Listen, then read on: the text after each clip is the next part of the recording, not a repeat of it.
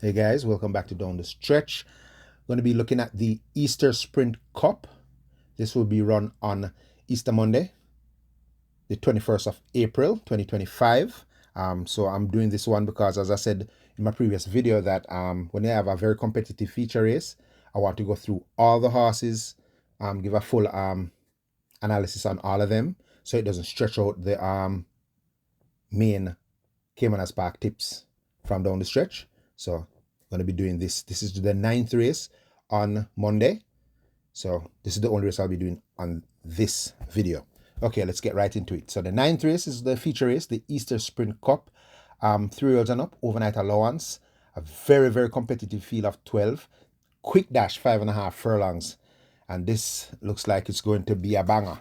All right, let's get right into it. Number 1, Fearless Soul. Eric Horton claiming 4 kilos here for Philip Fiani. Stepping 2 classes down now to overnight allowance. Last 5, 6 starts, 7, no, the last 7 starts were in grade 1. The last run was at 7 furlongs, finishing 5th by 13 lengths to Commandant in a race where at he still finished in 1:27.1, pretty good. I think he's going to be more suited to sprinting. His last win was at Allowance Company, 5 furlongs straight, when beating Sensational Mood, Madeline Sunshine. Had Inspired Force behind in that race. Inspired Force is now in grade 1. His last good race, I can say, was at this distance on the 24th of December in the Chris Amaan Trophy, when running 4th by 2 3/4 lengths to Top Class, Bootylicious, Desert of Malibu, and Pack Plays. Was gaining on them in the stretch. So coming down here, 2 classes down, coming in fairly light because he's taking off probably 9 pounds. So he's coming in probably 117 pounds. Working well. Looks key. The only problem I have with Fearless Soul here is drawn 1. But if all goes well and he doesn't get hampered too much, I think we'll be coming with a big late kick in the stretch with his class.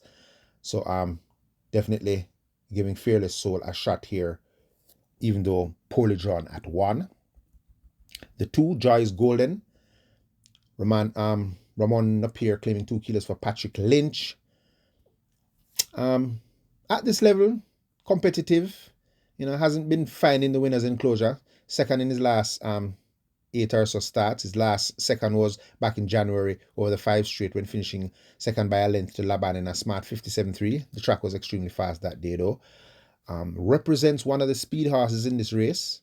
This Joy is Golden. So looking at this race now, going 5.5, I'm wondering if he's going to be in here as a rabbit, because the trainer has another horse in the event, and it looks suiting for Joy is Golden to go there and try to get this pace really, really hot early, because she is capable of going really fast. If you remember back on the 14th of December in the Ahufa Sprint, going 6 furlongs, she was eyeball to eyeball with Bootylicious. Digital One was running on in that race. So as a pace factor, I think Joyce Golden is going to definitely make them run a very honest race. The 3 is Mahogany. TJ Suko claiming 3 kilos for Ian Passad. So taking off some weight here. I think this is the lightest Mahogany is going to run since he ran in 2023 Mute Mile, when he carried 119 pounds. So he should welcome the reduction in weight. Not the horse of yesteryears. He's now 8 years old, but still top class horse. Although ran at this level on last, going 7.5 furlongs when beaten by Neostar. That he was coming off a long race. He didn't race. His last run was in August of 2024, where he won by 6 lengths at 7 furlongs, beating Easy as ABC in the Poor Little Rich Girl. So it was coming off a rest, definitely needed that run. And seeing him come back this quick definitely tells that Mahogany is sound. He's working well at the exercise track, and definitely should have a shot at fighting this out. I think he prefers a little bit longer. The older he's getting, I think, he's ranging into more like a 7 furlong horse. But definitely the back class horse at the event, and if they allow Morgan to get the first run on them, leaving that 3 furlong marker, is going to prove a very tough horse. The 4, Flybluejet. Emilia McLean claiming 4 kilos here for Gary Sobrati, coming in extremely light. Win on last, 5-year-olds and up, none of 4, going this distance, 5.5 furlongs by 2.5 lengths. But stepping up here has it all to do facing horses coming down in class. So I can't fancy this Flybluejet here.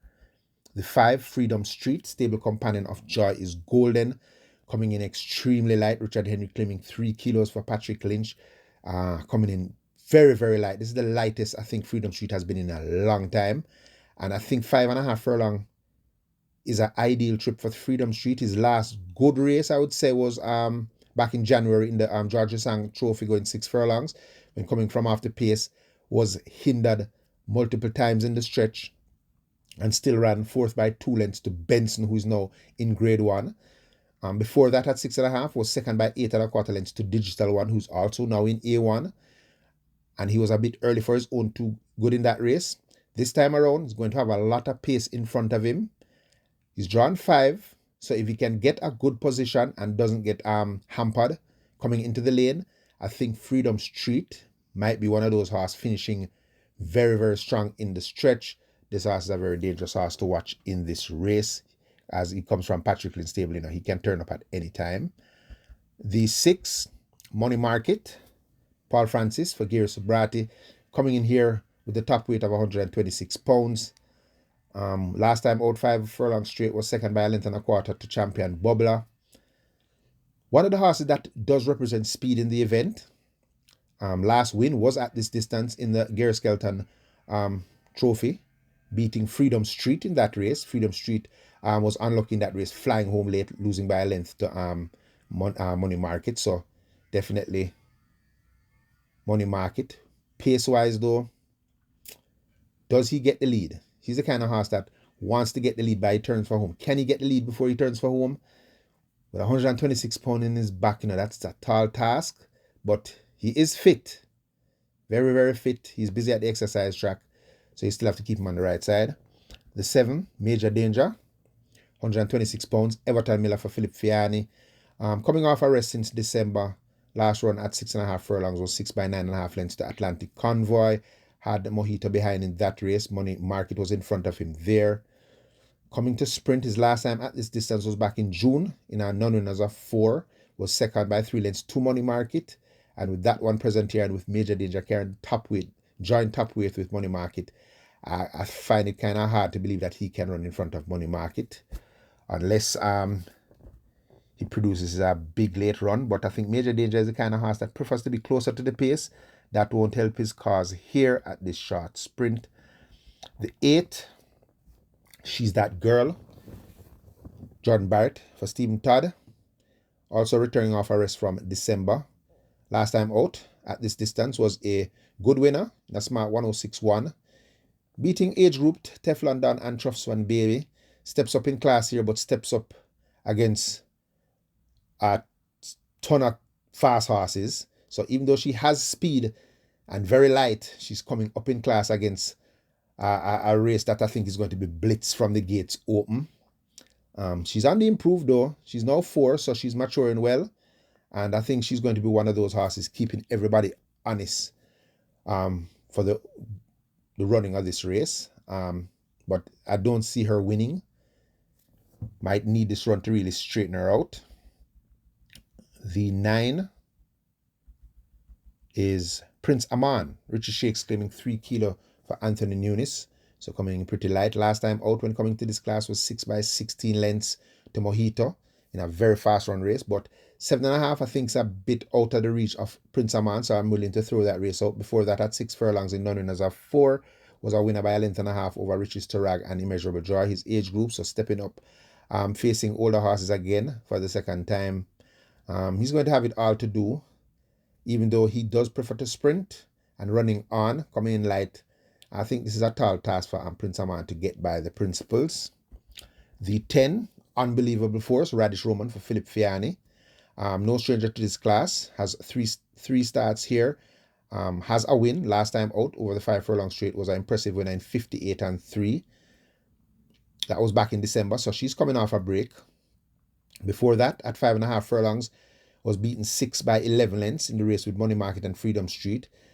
That race, Unbelievable Force just did not show her usual big pace. You know, she just didn't flash that speed in the early stages, and she looked flat-footed turning for home. I'm willing to throw that race out. Before that, at a mile though, when just coming to the class, put on a front running run, giving causing Run Julie Run to lose that race, going a mile when Rainsville came from off the pace to beat Run Julie Run and Share the Light, and Unbelievable Force still managed to finish fourth by 2 1/4 lengths after setting fractions of 23.45. So now, getting the rest, now 4 years old, I'm expecting she has grown. I think she was always a massive horse, so I'm just imagining how big and powerful she might be right now. She always looked like a colt. The distance, I think, is perfect. She's a pace horse. And the thing with Unbelievable Force, if you allow her to get in front of you by a length, you're not catching her. So coming in this light, coming in fresh, consecutive 34 workouts, March 20th, 34.3, March 27th, 34.2, April 3rd, 34.2, April 11th, 34.1. So she's flying at exercise. She is supposed to mature very well right now. And if they allow this horse to slip on them on the front end, she's going to prove a tough nut to crack. The 11 Chocomo, Robert Halladine for Jason DaCosta. Last time out at this level, over the straight 5, was fourth by 2 1/4 lengths to Champion Bubble and Money Market. Before that, at 5 furlongs run, was second by 4 lengths to Legacy Isle. 5.5, not a problem. Last time at this distance was back in June, when finishing third by 4 1/4 lengths to Inspire Force and Milos. So has now 3 runs for the season, getting his act together, but this race is going to be so fast on the headline, and him coming in here at 120 pounds, I think he's going to have to be early in the pace to have a chance. That could possibly be his undoing unless Jason DaCosta works some magic and gets him to settle off the pace and then run on. I don't think that's his style of running though. But I'm expecting a good run without actually winning. And the 12 Bulletproof Coffee, Demar Williams claiming 4 kilos for Owen Sharp. Last time out, when coming to this class, 5 furlongs straight, her pet distance was beaten into third by 2 lengths by Champion Bubbler. Not one that looks to like going around the bends. In the last few starts, she has only been around the bends 3 times. She was fourth in April of 2023 by 2 lengths to Platinum Force and Acknowledge Me. After that, at April 10th, 2023, was second by 3/4 lengths to Inspire Force. Her last run around the bends was April of 2024, going 6 furlongs when beaten 8 lengths by City Hawk. So she really doesn't like going around the bend, but is a speedy sort, and she's definitely going to keep the pace honest and coming in very light. So expecting a good run from her in the early stages. All right, I'm boiling this race down to 5. And the 5 horses are going to be the 1, Fearless Soul, the 3, Mahogany, the 5, Freedom Street, the 6, Money Market, and the 10, Unbelievable Force. I think any one of these horses can win, depending on how the pace sets up.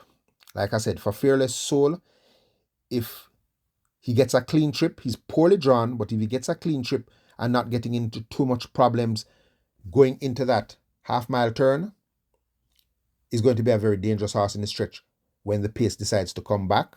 But if that one draw hampers him and causes him to lose ground, he's going to be in a lot of trouble. The 3, Mahogany, the back class horse of the race. 8 years old and all, still has some of his speed left. Coming in pretty light for this level. And if they allow Mahogany to turn for home in front, they're going to be in a lot of problems trying to get back to this Mahogany, the horse that has the back class. The 5, Freedom Street. This is my dangerous outsider in the event. Freedom Street coming in extremely light at about 109 pounds, I think. The distance is perfect for him. He's drawn 5, so I don't think he's going to get hampered too much going into the half-mile turn.